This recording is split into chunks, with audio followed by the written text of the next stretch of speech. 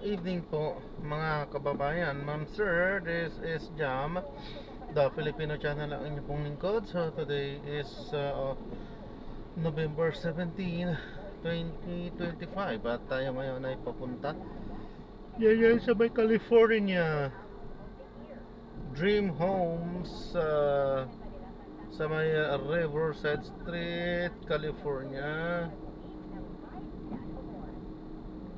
Ano to? San Bartolome, Novaliches, Quezon City. At dadalhin po natin yan sa may SM Square, Executive Home sa Barangay Ugong, Valenzuela. Babalik po tayo mamaya konti po pag nakuha na po natin sila. Disclaimer lang po, ang content po natin ay kalsada at hindi ang passenger. Kaya nga naman saka sakali man po na may marinig kayo mga pangalan ng lugar, pangalan ng organizations, government o private man yan, ay wala pong kinalaman ng channel nito at wala pong pinapatungkulan. Lahat po ng pinag-uusapan dito ay pawang dito lamang po yan sa loob at wala pong pinapatungkulan sa labas. Okay po, so magbabalik po tayo mamaya unti pag nakuha na po natin sila. Hirap pag ganitong umuulan, medyo malabo-labo ang mga salamin, kaya medyo dadagdagan yung poor, mas lalong poor yung ating yung visibility. Ay nako.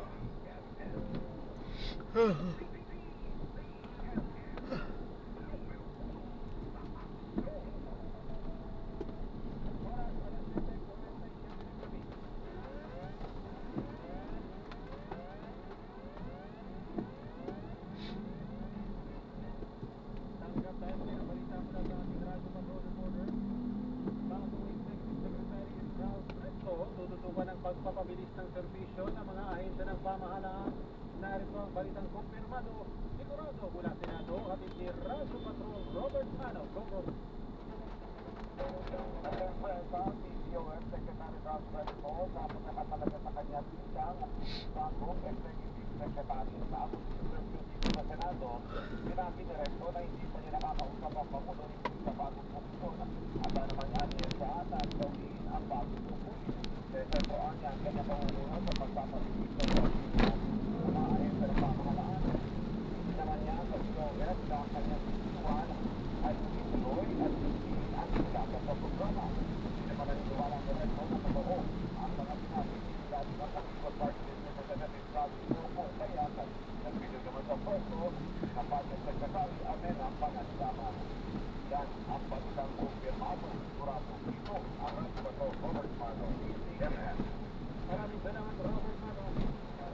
Manatili pong nakatutok sa DCMM Radyo Patrol Vice President at DCMM General. Ako to, Dayton.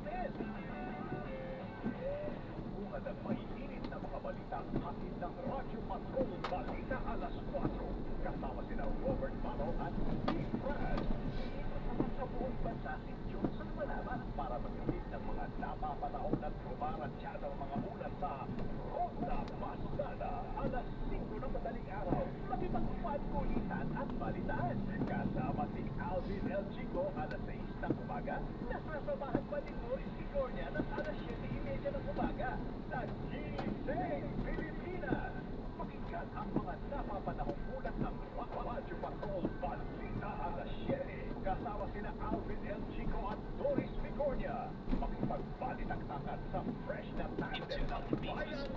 Robert Malo at Doris Vicornia, alas 8 ng umaga. Tatapatin naman ng witty tandem nila Peter Husni at Picalalo ang mga issue ng bayan sa Balitaktakan, alas 9 ng umaga.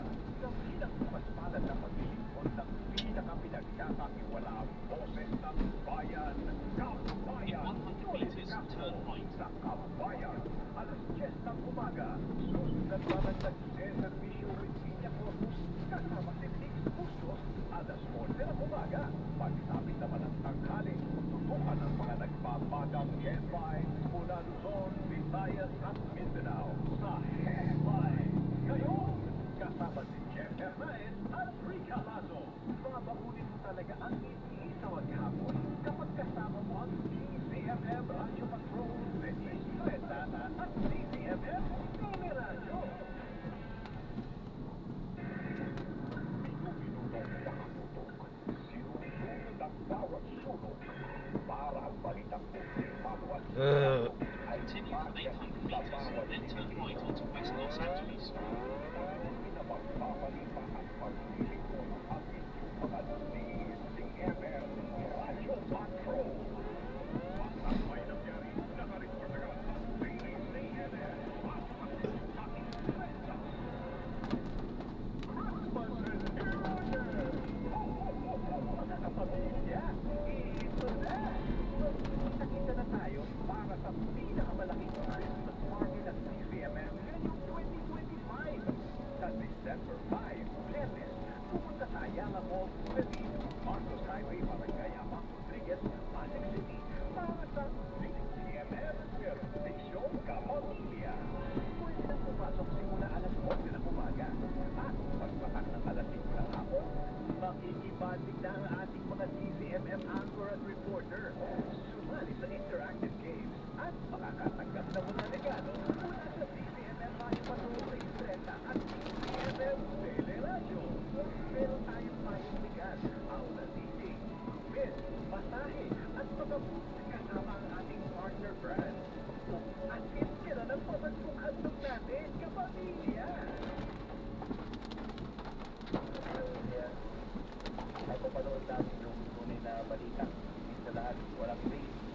Binabalita. DZMM, Radio Patrol, In 200 meters, turn right onto West Los Angeles Street.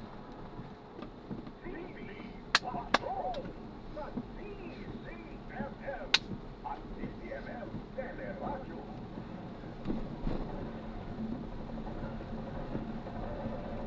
In 90 meters, turn right.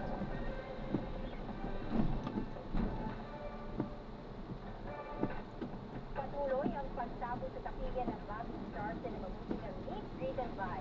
Pumalo na sa 85 million pesos ang kinita nito sa Philippine box office sa loob lamang ng 5 araw mula ng palabas nito ng November 12. Pinagbibidahan ng Savage drama film na Viola Pascual, Joshua Garcia, Del Mariano, Juan Carlos at Diamond Star Maricel Soriano sa ilalim ng direksyon ni Cathy Garcia Santana. Palabas pa rin ito sa 300 sinihan sa bansa at Continue for mahigit 200 meters, 200 then worldwide. turn left onto Riverside Street. Mas tumindi ang espekulasyong hiwalay na sina Ellen Adarna at Derek Ramsey matapos ang sunod-sunod na pasaring at revelasyon ni Ellen sa kanyang social media account. Isa na rito ang pagkakaroon nito ni Derek ng ibang babae. Nagpapatrol, MJ Felipe. Ilang buwan nang usap-usapan na hiwalay na sina Derek Ramsey at Ellen Adarna. Unang pumunta ito noong Pebrero sa kanyang Instagram account, Laughing Emoji o tawa lang ang naging sagot ni Derek sa isang post na In 80 meters, turn left onto Riverside Street. Huling-hulingay ang hiwalayan na magpunta ng Paolo Indonesia si Derek mag-isa hanggang sa mag-celebrate ng first birthday ang anak nila ni Ellen na si Lily. In 40 meters, turn left. Kahabang marami ang nagulat sa cryptic o nakakaisip ang post ni Derek sa Instagram kung saan ibinahagi niya na marriage has its stages and most couples live up at stage 3. Tanong ng lahat, ito na kaya ang konfirmasyon ng hiwalayan? Ngayong araw, nagpasabi In 50 naman si meters, Alex you na are animo arriving may at destination. pinaliligan ang tinawag na bad boy, victim, at pagsabing fishing o pagkiki ng awa. Richard, manaypay sila ng mensahe ni Derek at nang isang di pinangalan ng babae. Ayon kay Ellen, ang mga screenshots na ito ay noong February 2021 pa. Sunod sa screenshot, sumagot din sa ilang tanong ng fan si Ellen. Gaya ng tanong kung bakit pa niya pinakasalan, kung alam naman pala niyang magluloko. Provider is honest, and he is a very trusting father. I take note when naiwalay kami ni JL, that was before Elias turned 1 year. 1-year-old. Presidential. Nagpadala na ng mensahe ang news team kay Derek para hingan ang kanyang reaksyon. Continue for 200 meters, then turn left onto Katipunan Avenue. MJ Felipe, ABS, News.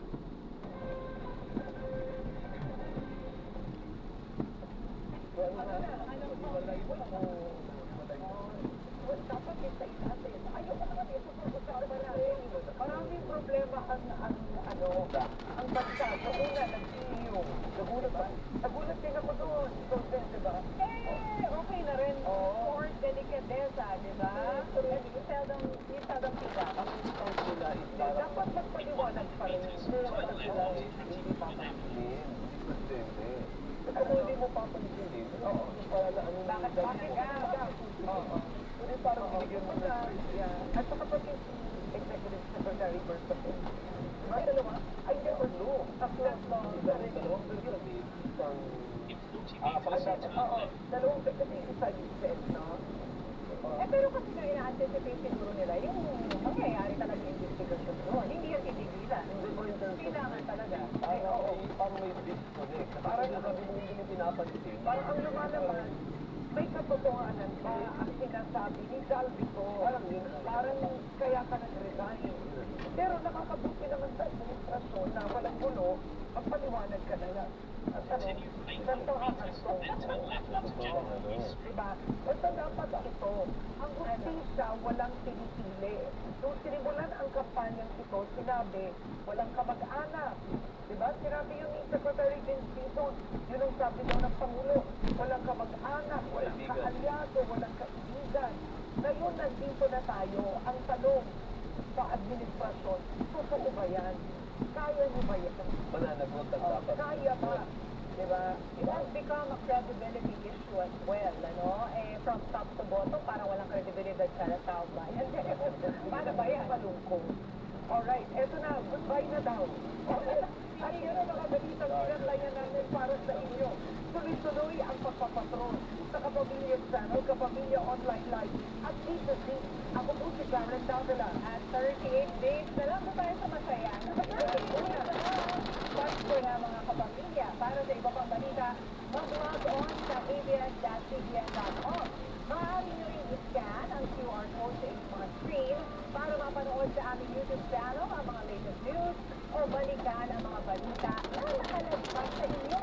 Napakikita din ang TV Patrol sa DZM Radio Patrol sa 630. Anumang hamon, anumang panahon, dapat kami maglilingkod. Ako po si Ben Hernandez. Sa kanya napunta mahaba ka. At sama-sama rin tayo gabi-gabi sa OTV. Ako naman si Alvin Olchico sa ngalan ng ABS-CBN News in the service of the Filipino. Maraming salamat at magandang gabi, bayan.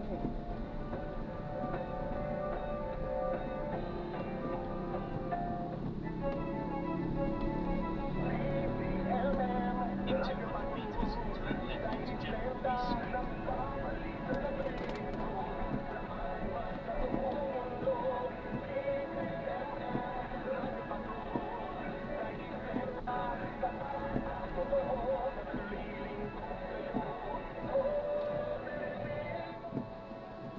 In 90 meters, turn left. Ito po ang DZMM Radio Patrol sa 630 at DZMM Teleradyo. Una sa balita, una sa public service. Kasabi ng KBP, kapisaran ng mga broadcaster ng Pilipinas, ang oras, partner! Alas 8 impulso ng gabi! Iyon, ang oras na ito ay hatid sa inyo ng Gcash. Ngayon pa malapit na ang Pasko. Sa standard utak na regalo, maapaw na rin ang tech scams. Huwag mag-click ng mga kahina-hinalang links para palagi tayong cheating. Maging mapagpadya at mag-report agad sa otoridad para hindi mabiktima. Huwag Huwag hayaang sirain ng scammers ang diwa ng pagbibigayan at pagmamahal. Isang paalala mula sa GCash. Basta may link, huwag i-click. SMS moving scam yan. GCash is regulated by Bangko Sentral ng Pilipinas.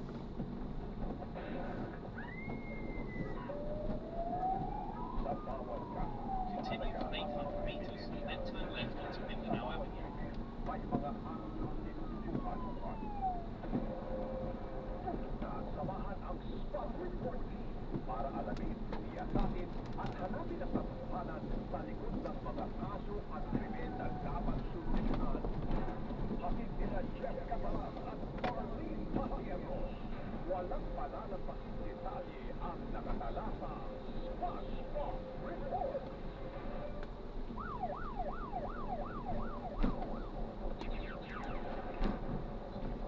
Continue for 600 meters, then turn left onto Mindanao Avenue. Magandang gabi, Luzon, Visayas at Mindanao. Hi! Nandito na po, Jeff Caparas. Carlin Padierno. Spot report na po ha, ngayong Lunes, November 17, 2025. May 38 days before Christmas.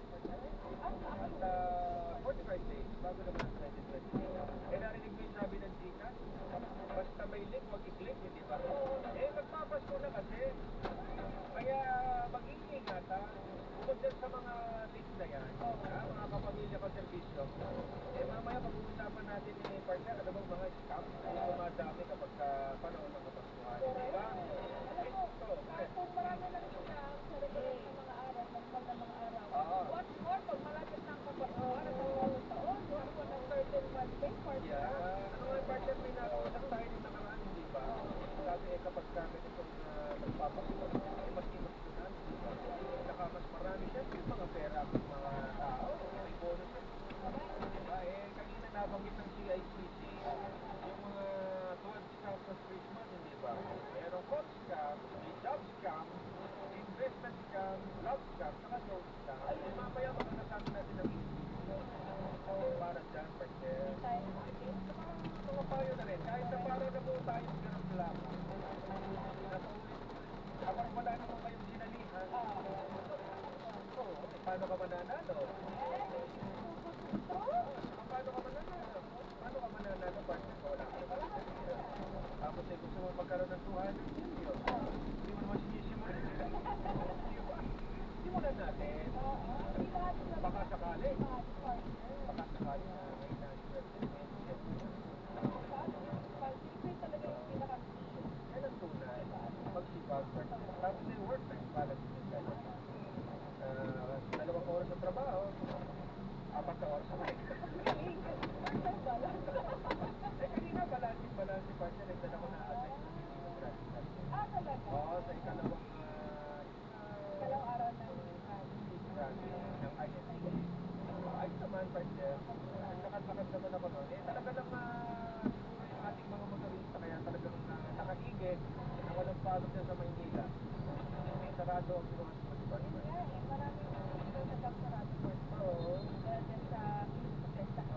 May nakatabang ka dito, may mga pinalabas pa ulit ng mga pulis. Wala na. Nasa malayo na, nasa perimeter na. Kasi kung mo si General Ability, generally, peaceful pa rin. Wala pa ako. Tapos pinaubayan na doon sa mga marshals na para mas magkaintindihan. Kasi yung balita ko partner, noong first day, may mga pinalabas na pulis. Doon sa galing ng kahapon. Kasi mga armas. Yun nga. Kanina, nakausap natin sa Kampo Marami. Yung mga opisyal. Sinabi, miscommunication. Actually, daw lang. May narinig din ako na may nakapag-question sa akin prone sa miscom talaga. Yung mga Mercury retrograde pa yun. Yung mga planeta yun prone sa miscommunication kaya talaga dapat mabaan ng pasensya, tapos mag-usap ng maayos. Lahat naman nadadaan sa maayos na usapan. Saka pag may miscom partner, alam ko yung naranasan ko na pag may miscom. Mahirap. Bakit? Kasi anong naramdaman mo that time? Mahirap partner. Pag may miscom, may mga unnecessary stress din. Kaya dapat mag-usap talaga ng pag-iwala. Kaya at saka bukod dyan, bukod dyan sa mga pinapatapad na security, kung ano yung pinapasagot na patakaran. Diba? Halimbawa na flop card na may affiliate statement, bawal. Tama ba siya? Para everybody happy. Ito na, para everybody happy, partner. Ay, basahin na natin itong mga balita sa nakalipas na oras.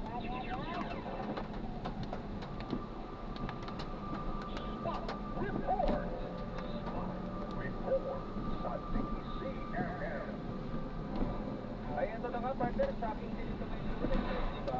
Inanunsyo po ni Palace Press Officer Yusek Claire Castro na tinanggap na ni Pangulong Ferdinand Marcos Jr. ang pagbibitiw sa pwesto ni na Executive Secretary Lucas Bersamin at Department of Budget and Management Secretary Amena Pangandaman.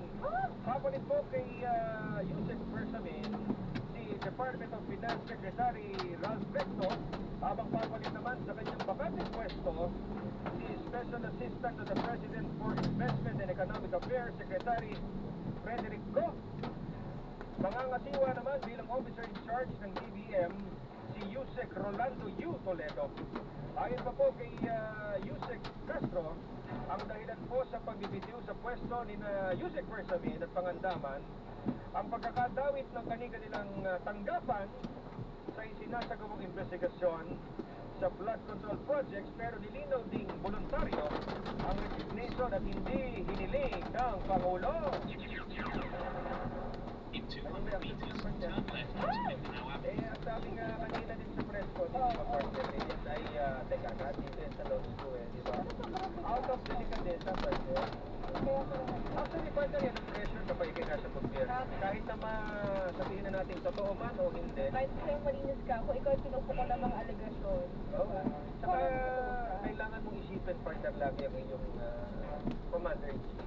Diba? Kahit pa yan ay chismis, kahit pa yan ay pahapyaw, the fact na nadawit ang opisina mo, pangalan mo, In bitaw ka na. 100 meters, turn left. Pero alam mo, nakakagulat din. Oo. At kasi biglaan din di ba? Yung kanilang pagbibitiw. At syempre, yan ay posible mag-trigger ng mas malaking tanong na sinakabayan. Yan ang, Bakit? yan ang epekto, partner, ng video ni dating House Appropriations Committee Chair Saldico. Pero ang masasabi lang natin kay Congressman ko, uwi na please. Come here. Uwi na. Para mapanumpaan, di ba? Mapanumpaan yung mga... Pinapagalit. Ano na yan, di ba? Para maging valid. Sabi nga ni Senator Lacson, di ba? Doon sa interview nga ni Liza Aquino, ma-assign dyan sa Senate. Kaya ang sabi, wala. Kailangan under oath. Actually, sa lahat, partner, sa lahat, SOP po yun. Kung kayo maglalabas ng statement, kailangan ando. Para yung statement nyo ay talagang, oo, yun. Tapos magamit din sa mga investigation, mapagkatiwalaan. Greater good. Lakas loob lang. Pero siyempre, partner, may kanya-kanyang dahilan. Hindi alam na natin si Congressman Saldico lang ang nakakaalam. Tsaka sabi niya, may bad naro sa kanyang buhay, di ba? Yun. Go ahead, partner. Next item. Samantala, iimbestigahan na ng DILG ang ilang panawagang pagbitiw sa pwesto ni Pangulong Marcos Jr. at paghimok sa Armed Forces of the Philippines na bumalas ng suporta sa paghimok sa People Power Monument kahapon. Ayon kay Interior and Local Government Secretary John Vicamulya, may turing na close to entirety sedition ang mga pahayag na wala umunang puwang sa isang demokratikong lipunan. Bagamat ginagarantiaan niya ang kalayaan ng pagpapahayag, may kaakibat itong responsibilidad. Tiniyak naman ang kalihim na isulong ang kapakanan, kananagutan at justisya. Gawin din ang due process naman kailangan ng hatulan o politiko. Umaasa naman ang Volunteers Against Crime and Corruption o VACC na magkakaroon ng buo at walang takot na investigasyon. Ito ay matapos na lumabas ang mga pahayag ni dating ako Bicol Representative Saldico, maging na rin ang mga pag-iimbestiga muli ng Senate Blue Ribbon Committee. Kabilang sa mga nabulgar sa pagdinig ng Senado, ang ilang dati at kasalukuyang mambabatas, maging si Terence Calatrava na dating Undersecretary sa Office of the Presidential Advisor for the Visayas.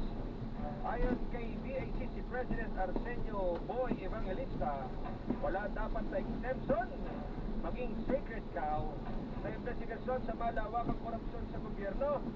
Inaasahan aniya nila na lahat ng mga sangkot ay mananagot, hindi lang masuspinde o malipat po sa pwesto. Kailangan nila ng matukoy kung saan napunta ang pera at kung sino ang mga kumita at nakinabang. Sa gitna naman ng ingay sa politika at usapin sa katiwalian, ipinaalala ng Armed Forces of the Philippines ang sitwasyon ng mga naapektuhan ng nagdaang sakuna sa bansa. Sinabi sa DZFM ni spokesperson o AFP spokesperson Colonel Francel Margaret Padilla na nagtututok ang konsultahan sa pag-alalay sa muling pagbangon ng mga apektadong residenteng napinsala ng lindol at bagyo. Muli rin niyang itinanggi ang komunay bansa ng destabilisasyon sa bansa. Paglinaw pa ni Padilla, kaisa ang AFP sa panawagang wakasan ang katiwalian pero nakatutok pa rin sila sa kanilang mga mandato. Mahigit 700,000 consumer pa ang nakararanas ng brownout kasunod ng pananalasa ng bagyong Tino at Juan. 28 electric cooperative ang nakararanas pa rin ng partial power interruption dulot ng bagyong Tino at Juan, batay sa pinakahuling tala ng National Electrification Administration. Kabilang dito ang Iselco 1, Nubelco, Kirelco, Orelco, Aleco, Casureco 4, Iselco, Noneco, Noseco, Selco, Dorelco at Toleco. Ayon sa NEA, mahigit 700,000 consumer ang nakararanas pa rin ng brownout sa mahigit 2,000 barangay na sineservisyohan ng mga kooperatiba. Umabot din sa mahigit na 200 milyong piso ang naitanang pinsala sa mga power distribution facilities. Tiniyak naman ng NEA na puspusan pa rin ang restoration efforts ng Task Force Kapatid sa mga hinagupit ng bagyong Tino at Juan. Nauna nang sinabi ni Energy Secretary Sharon Garin na abuti ng isang buwan bago maibalik ang supply ng kuryente sa ilang lugar na napuruhan ng bagyo. Mga partner, yan talaga yung pahirapan eh. Doon lang sa napuntahan ko sa Sinambak sa Camarines Sur. Hindi Casureco yun, di ba? Ilang poste ang pinabagsak na talaga ng lakas ng hangin ng bagyong Juan. Take note, partner, kapag nawala na po ng supply ng kuryente, sunod-sunod na yan, supply ng tubig. Ang sunod ng mga daan. So, napaka-crucial po at napaka-importante itong supply ng kuryente sa mga komunidad partner. Ang hirap eh. Kapaano, nung nandun tayo, partner ng inyong lingkod, hindi ko mapasok yung mga reports ng mga barangay. Siyempre, walang kuryente. Tapos eh, Paano may makaabot sa umulan ng mga pangailangan nila? bagsak pa ang iyong linya ng komunikasyon. Dahil nga sa Mercury retrograde, wala ka na... Gamit na gamit yung Mercury retrograde. Mercury retrograde. Mercury retrograde. Nagkaroon sa miscommunication. Haba ng pasensya. Okay, partner, may item? Samantala naman, isang kasunduan ng Pilipinas sa Korea na naglalayong palakasin ang Seasonal Workers Program ng Korea na mahalagang hakbang upang sanayin ang mga Pilipinong magsasaka. Natasaad sa kasunduan na magpapadala ang Pilipinas ng mga contingents upang sanayin sa agrikultura, programang pangkabuhayan at reintegration support para sa mga bumabalik na mga magkagawa. Sinabi naman ni Agriculture Secretary Francisco Laurel Jr. na inaasahan na dahil sa mga pandaigdigang partnership mas mapalakas ang sektor ng agrikultura para makatulong upang may angat ang buhay ng ating mga magsasaka. Samantala lumaki din ang Pilipinas sa World Food 2025 na isang malaking hakbang sa pagpapatibay sa ugnayan ng agri-food at pagpapalawak pa ng oportunidad sa merkado. Sinabi naman ni Secretary Laurel na ang inisyatiba ay naayon sa full of nation approach ng sektor ng agrikultura upang mapalakas pa ang high-value crops at pangdaan sa pamamagitan ng paggamit ng makabagong teknolohiya, fiscal and non-fiscal incentives. Ipinresenta rin ang Philippine National Fisheries Research and Development Institute ang mga hakbang para mapagaan ang epekto ng climate change sa kaligtasan ng pagkain at kabuhayan ng mga mangingisdang Pilipino. Samantala, manood tayo ng report sa labas ng imbilan mula mula sa ating mga radyo patrol. Tonetong basura na ang nakolekta sa EDSA People Power Monument sa pagpapatuloy po ng rally ng United People's Initiative. Narito po ang balitang kumpirmado sigurado mula sa Quezon City. Alin po ni Radyo Patrol, Gabriel Gonzalez Gato. Magandang gabi sa inyo, Jeff at Martin. Umabot na sa mahigit 3 tonelada o tinatayang 3,000 ang pagkaraan ng 50 kilo ng basura ang nakolekta ng Department of Sanitation and Cleanup Works sa People Power Monument. Natumbas ito ng tinatayang 230 sako ng basura na nakolekta sa 4 na quadrant ng White Plains Avenue. At Dolly Rogas ng ESUP, naging pahirapan ang pangukolekta sa basura. Habang nagpapatuloy ang programa dahil hindi makalusot ang mga tauhan ng ESUP sa dami ng tao. Problema din niya ang kakulangan ng mga basurahan. Kaya't para hindi dumami ang basura, agad nilang kinokolekta ang mga basura sa mga napupunong basurahan.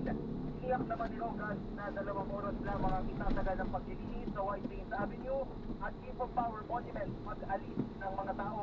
Samantala, nagpapatuloy pa ang programa ng United People's Initiative at inaasang matatapos ito mamayang alas 10 ng gabi batay sa kanilang permit. Umabot naman sa tinatayang 4,500 ang sumalo sa ikalawang araw ng protesta ng UPI na mas marami kaysa kahapon. Ayon sa QCT Public Information Office, makikipagpulong pa ang mga organizers sa QC Department of Public Order and Safety o DPOS para pag-usapan kung kukuha pa ng permit para bukas. Yan ang balitang kumpirmado sigurado. Ito ang Radyo Patrol. Gabriel Gonzalez, CCML. Maraming salamat, Gago.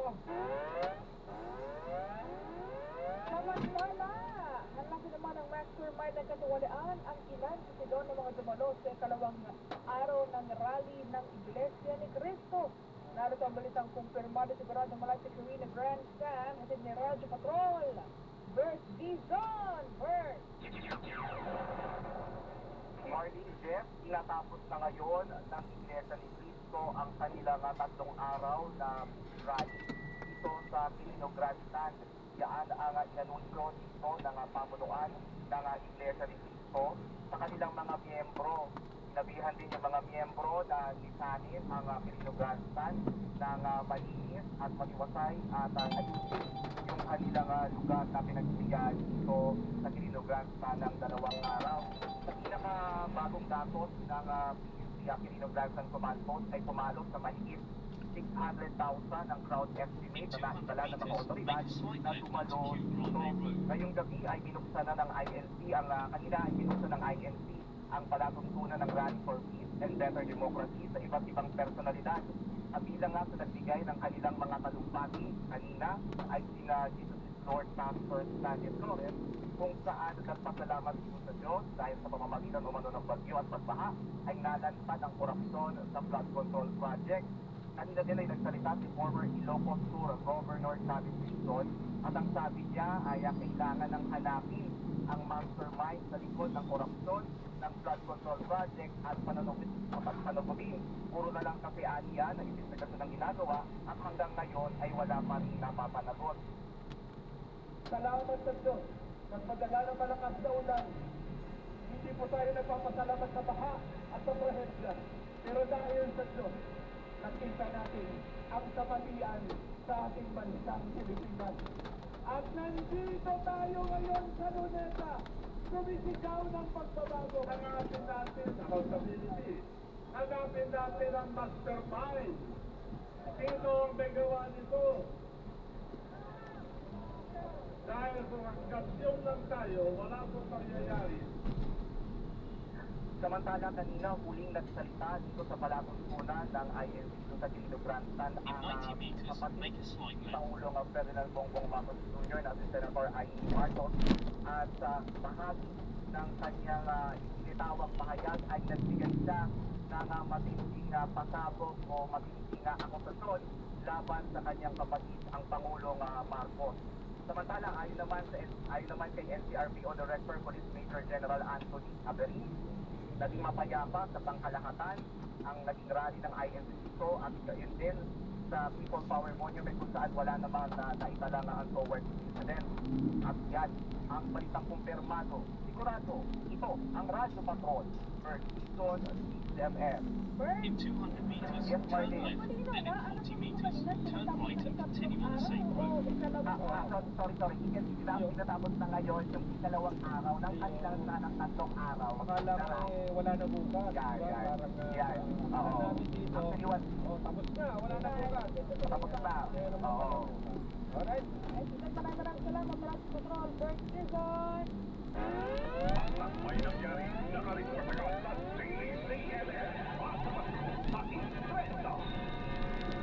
Maraming salamat, Radyo Patrol reporters. Sabay partner napapanood tayo sa The Filipino Channel, ha? Simula pa nung ako yung Oh, yun yung si Castro. Si Castro. Ay, napapanood tayo sa Canada, yan sa San Francisco, sa Los Angeles. Lahat ng nasa nanonood sa TFC. Hello po sa inyo. Kung kayo may oras, comment kayo para alam mo namin kung anong oras na dyan sa inyo. Yan. Tapos mabati na rin po natin. Oo. Tsaka syempre naka-cross street din tayo partner sa ABS. Nandiyan ka na ba? Nandun ka na sa ABS? Wala. O dito muna tayo sa ano natin, ha? Bago tayo maggapa. Ayun, si John James nandito na. Si San Miguel, si Tita Nona Damian, aking nanay, Eleanor Poblete, Razul, si Van Ong, si Jill Borhal, si Orly, at si Marvin Reabad nandito pa. Nasa ABS ka na. At ito na ako Kano- partner. sino Oo, na- si Justin Continue for Ramos. 300 meters, Si then Rodel turn right onto Moya. Golden Street. Si Christian Jenica Bungkal. Happy Monday. Si Ralph Vargas. Mhm. Si Ian Benedict. Oo. Formida Chica. Oo. Alfred Yongo. Ayun. At si Filipina Cyprus. Ayun. Anyway, hanggang alas 9 pa ho tayo, ha? Sa amin nung pagbabalik, pag-uusapan ho natin niya yung rally sa Kirin ng Braxton, anong assessment ng NCRPO, saka yung mga sikama, anong mga dapat niyong iwasan. Kaya dyan lamang po kayo. Magbabalik pa po ang Squad Report, makalipas sa ilang paalala. Jeff Camaras at Marty Panyet Rosal. Report! In 80 meters, turn right onto Golden Street. CNN. Hatid sa inyo ng Playtime. Playtime na! The stage is set and the universe is watching. Playtime proudly stands as the official journey partner of Miss Universe 2025, where beauty meets love, cheering for our very own Atisa Manalo. Join the journey, raise our flag, let's support Atisa Manalo as she shines on the global stage. Watch the 74th Miss Universe preliminary competition live on the Playtime app. Dito sa loob. www.playtime.ph. Playtime na. Gambling can be addictive. Know when to stop. Visit www.hotcore.ph/regulatory for more details. AMPS number 0113 NL0302 Playtime. In 90 Playtime meters, na! turn right, then in 30 meters, Wrap up po. Nakababahala sa problema. Para dyan, Lemex for Kids ang pambatubo. Ang Lemex for Kids ay gawa sa labundi. Tinutunaw at pinalalapat ang plema. Ginhawa para sa bata, peace of mind para kay mommy. Camille Branciam po, the Flex for Lemex. in 40 meters, turn right. Kapapwami, agad ang ubo at lemang nakabara. Ang batang lagundi, Lemex! Kapag nanay, kailangan maging magaling sa pag-budget. So, dapat nakatutok kami sa pag-asa balita para alam namin yung update daily ng mga bilitis, Turn left, mga then in kailangan 30 sa meters, you will araw-araw. arrive at your destination. DCMM Radyo Patrol sa Islanda. Una sa balita o sa public service. Good morning, my dear Plus. Didiligan ko kayo para hindi kayo matuyuan. Kasi, sorry di kita nakita. Arrived at your destination. Good eyesight makes perfect moments. For expert eye care, state-of-the-art facilities, affordable eyewear. Go to EO. EO, love your eyes. Hanap mo ba'y kwentuhan all night? Yung pakikiligin ka, sasamahan mo buhay at tunawa. Tara na sa Kwento Night. Kwento Night. Kwento Night. Lunes hanggang Biyernes, alas 10 ng gabi sa DZMM Radio Patrol 630 at DZMM Teleradio. Dito, walang kwentong mananatiling sikreto. Turn left, then in 30 meters, turn left. Ngayong gabi sa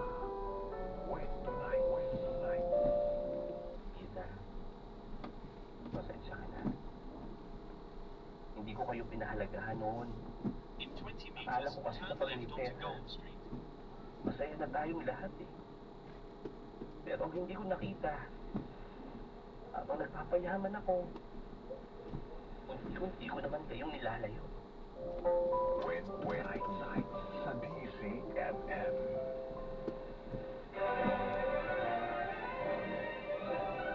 Sigurado panalo ang hapon mo mula Lunes hanggang Biyernes. Balikan ang mga kwento ng nakaraan sa MMA sa DCMM. Alas 12:30 ng hapon, alamin ang inyong mga karapatan at batas na puprotekta sa inyo sa Hello Attorney. Kasama si Attorney Noel Del Prado at Liza Aquino. Alas 1 ng hapon, Ayan. agarang aksyon. So na-drop na natin sila. So maraming salamat po sa panonood. Hanggang sa muli, ingat. God bless. Paalam po muna. Pansamantala. At tayo ay gagawa na ng ibang video sa ating susunod na mission. Ano po?